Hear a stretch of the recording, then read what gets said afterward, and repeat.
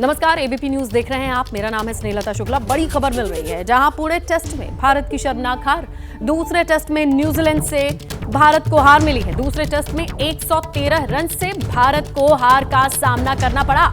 आपको बताएं, दूसरी पारी में 245 रन पर टीम इंडिया सिमटी। पहली बार न्यूजीलैंड ने भारत में सीरीज पर कब्जा किया है।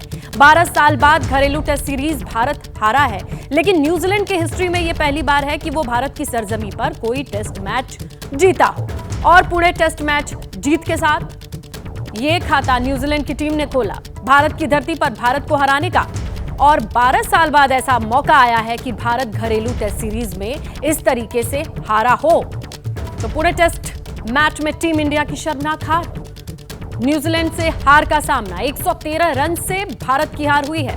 दूसरी पारी की अगर आप बात करें तो 245 रन पर टीम इंडिया सिमट गई। जीएस विवेक से ज्यादा डिटेल लेते हैं। जीएस विवेक, जिस तरीके से कल का मैच था, हार का खतरा तो मंडरा रहा था, और किस तरीके से इस हार की डिटेल थोड़ी शेयर कीजिए।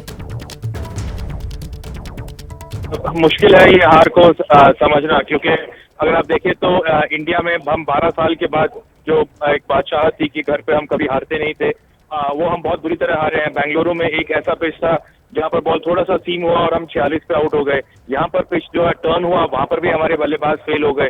तो अब समझ नहीं आ रहा है किसी को भी कि किस तरीके के विकेट जो है भारत को अपने घर पर खेलना चाहिए, क्योंकि हम एक तरफ बात कर रहे थे कि वर्ल्ड टेस्ट चैंपियनशिप का फाइनल खेलना है, कैसे खेलेंगे, क्या प्लेइंग कॉम्बिनेशन, और अब अचानक से 2 मैच हारने के बाद, ये सीरीज हारने के बाद अब खतरा ये हो चुका है कि क्या हम वर्ल्ड टेस्ट चैंपियनशिप के फाइनल तक भी पहुंचेंगे या नहीं। लेकिन यहाँ पर आपको जितना दोष देना होगा वो आपको बल्लेबाजों को देना पड़ेगा कि जिस तरीके से उन्होंने बल्लेबाजी करी है दोनों ही इनिंग्स में। अगर आप विराट कोहली की बात कर लीजिए, रोहित शर्मा की बात कर लीजिए, सरफराज अहमद की बात कर लीजिए, तो बल्लेबाजों का बहुत ज्यादा इसमें जाता है कि आप मिचेल सैटनर जिन्होंने 13 विकेट लिए इस पूरे मैच में, तो ऐसा लगा कि जैसे मिचेल सैटनर जो है वो मिचेल सैटनर नहीं, कोई और बहुत बड़े गेंदबाज हैं। तो पिच में इतना ज्यादा टर्न नहीं था, इतना ज्यादा उछाल नहीं था कि बिल्कुल अनप्लेएबल हो सके। लेकिन उसके बाद लैक ऑफ एप्लीकेशन जिसे हम कहते हैं कि कौन सी बॉल को स्टेप आउट करके मारना है, कौन किस बॉल को विद द टर्न मारना है, किस पे आपको स्वीप शॉट खेलना है, तो इन सब एप्लीकेशन पे जो है भारत को पूरे हार को बहुत बारीकी से इवैल्यूएट करना होगा, क्योंकि शर्मनाक हार के पीछे कौन कौन से एलिमेंट है, कौन कौन से फैक्टर हैं, क्या क्या चीजें हैं,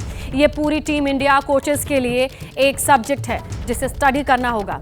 शुक्रिया जीएस जानकारी के लिए। और देखिए, बड़ी खबर मिल रही है। महाराष्ट्र चुनाव में योगी आदित्यनाथ के बटेंगे तो कटेंगे वाले पोस्टर को लेकर के अब राजनीति गर्म है। योगी के पोस्टर को लेकर के उद्धव की पार्टी ने सवाल उठाए हैं, तो वहीं सीएम योगी के बटेंगे तो कटेंगे वाले बयान को आरएसएस ने समर्थन दिया है। राष्ट्रीय स्वयंसेवक संघ के कार्यवाहक दत्तात्रेय होसबोले का कहना है कि अगर जाति समाज क्षेत्र इस भेद में हम पड़ेंगे तो कटेंगे ही।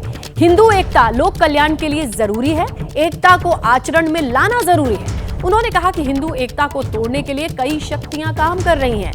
तो देखिए, जिस तरीके से पोस्टर लगे, महाराष्ट्र में चुनावी सरगर्मी बढ़ी हुई है। ऐसे में स्टार प्रचारक की भूमिका में पहुंचने वाले हैं उत्तर प्रदेश के मुख्यमंत्री योगी आदित्यनाथ, और उनके कटेंगे तो बटेंगे वाले पोस्टर पर आरएसएस ने इसका बचाव किया है। समाज एकता से एकात्मता से नहीं रहेगा तो इतिहास कहता है, अब हम तो कहते हैं जब जब हिंदू भाव को भूले आए विपद महान, भाई टूटे धरती कोई मिटे ही धर्म संस्थान, ये अमर गीत है। तो मुद्दा क्या है, स्पिरिट यही है, समाज की एकता एकात्मता। हम जाति भाषा प्रांत के अगर पिछड़ा भेद से हम करेंगे तो हम कटेंगे। तो इसलिए एकता आवश्यक है किसी भी राष्ट्र के, राष्ट्रीय एकता। और हिंदू एकता लोक कल्याण के लिए है। हिंदू सबके लिए सुख प्रदान करेगा, दुनिया में किसी भी देश के संकट के लिए।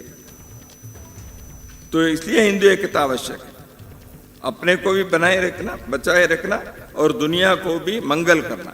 इसलिए हम हिंदू एकता चाहते हैं, इसमें कोई दो मत नहीं, दो राय नहीं। और हिंदुओं को तोड़ने के लिए शक्तियां काम करती है। इसी के साथ ये भी जान लीजिए, बटेंगे तो कटेंगे बयान पर कांग्रेस भी बोल रही है, वो समाज का बंटवारा करना चाहते हैं। कांग्रेस की तरफ से ये बयान सामने आया। तो बटेंगे तो कटेंगे, सबसे पहले पोस्टर से ये बात सामने आती है। मुख्यमंत्री योगी आदित्यनाथ की वहां रैलियां होने वाली हैं, उस पर आरएसएस का क्या कहना है वो भी आपने सुन लिया। लेकिन इस पर कांग्रेस कहती है कि वो समाज का बंटवारा करना चाहते हैं। कांग्रेस ने इस पूरे मामले को अलग तरीके से लोगों के सामने पेश किया है। और क्या कहना है कांग्रेस का, बटेंगे तो कटेंगे वाले मुद्दे पर, सुनिए आप ही।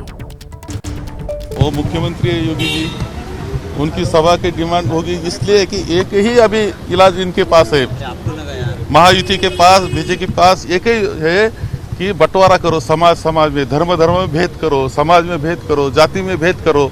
ये इसके लिए उनको योगी चाहिए, लेकिन हमारी कॉन्स्टिट्यूशन बोलती है कि सब समान है।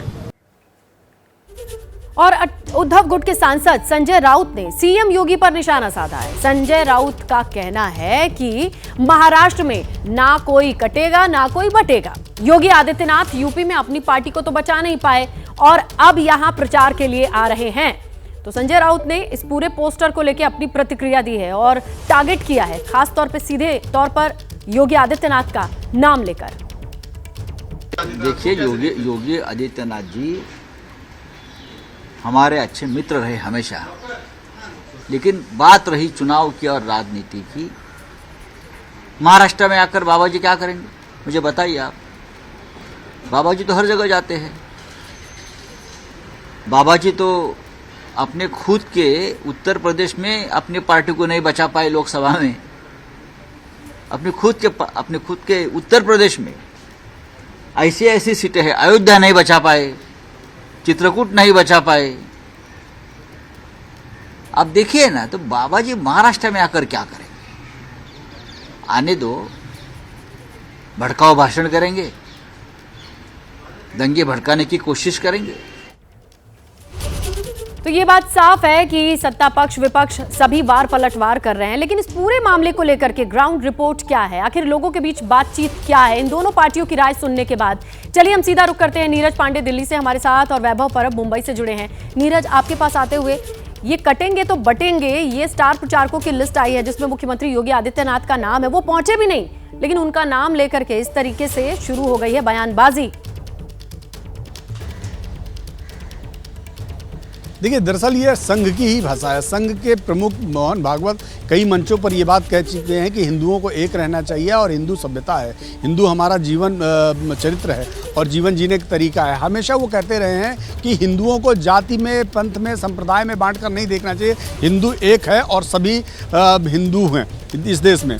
तो यही इसी बात को लेकर हरियाणा चुनाव के दौरान योगी आदित्यनाथ ने जब एक चुनावी रैली के दौरान ये बात कही कि कटोगे तो बटोगे, तो उसकी चर्चा शुरू हुई। चूंकि योगी आदित्यनाथ उत्तर प्रदेश के मुख्यमंत्री हैं और अक्सर अपने बयानों को लेकर चर्चा में रहते हैं, तो उनका बयान वहाँ भी चर्चा में आया। और आज जब सवाल पूछा गया दत्तात्रेय होसबोले से, चूंकि 2 दिन की राष्ट्रीय कार्यकारिणी मंडल की बैठक थी संघ की मथुरा में, और उस मथुरा की बैठक के बाद आज संघ के सरकार्यवाह दत्तात्रेय होसबोले को प्रेस वार्ता संबोधित करना था, तो एक सवाल के जवाब में उन्होंने ये जवाब दिया कि ये बिल्कुल बयान का आप जिक्र कर रहे हैं, वही बड़ी खबर है, क्योंकि इसकी चर्चा दूर तक जाएगी, क्योंकि राहुल गांधी को लेकर भी आरएसएस ने बयान दिया है। सरकार्यवाहक दत्तात्रेय होसबोले ने कहा कि वो नफरत के बाजार में मोहब्बत की दुकान चलाते हैं, लेकिन हमसे नहीं मिलना चाहते हैं, हम सबसे मिलना चाहते हैं। तो इस तरीके से राहुल गांधी पर क्या कहना है दत्तात्रेय होसबोले का, सुनिए जरा।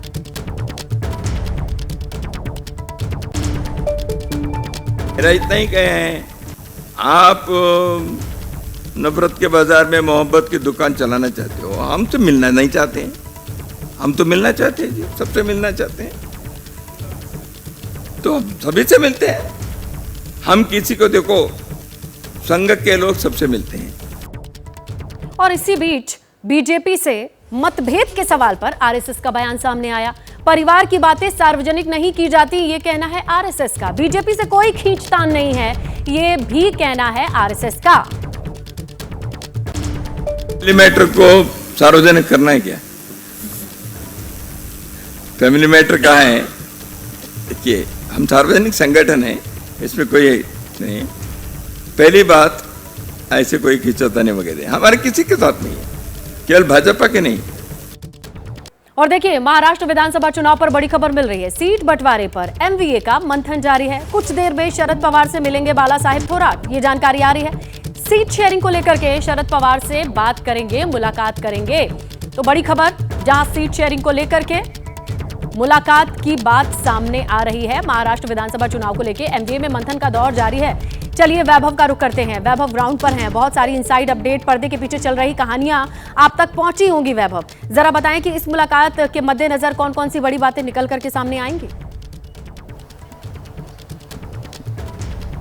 जी बिल्कुल, देखा जाए तो पिछले कई दिनों से, कई महीनों से ये बैठकों का सिलसिला खत्म नहीं हो पा रहा है। पिछले 22 तारीख को नामांकन भरने की प्रक्रिया शुरू हो गई है, आज तारीख 26 है, फिर भी इनकी चर्चा है अभी तक खत्म नहीं हो रही है। इसका एक ही अर्थ है कि इनका सीट बंटवारे पर सहमति नहीं हो पा रही है। दूसरी तरफ उद्धव ठाकरे की तरफ देखा जाए रणनीति, तो 2014, 2019 और 2024 में सेम रणनीति रही है दबाव तंत्र की। 2014 में भी उद्धव ठाकरे ने 150 का नारा दिया था, उसके बाद भाजपा के साथ 2019 में भी सीट बंटवारे को लेकर खींचातान चल रही थी, और 2024 जो अभी आ रही है कि फॉर्मूला और उसके बाद मनपसंद सीटों पर अपने कैंडिडेट उतारना, ये तमाम चीजें जो पेचीदगी की तरफ बढ़ रही हैं। देखते हैं आज शाम तक क्या आता है।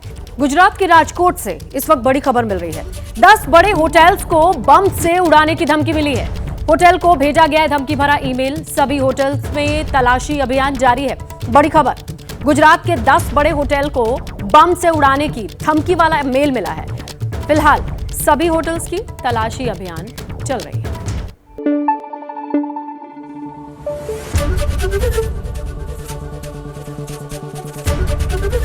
एबीपी न्यूज आपको रखे आगे।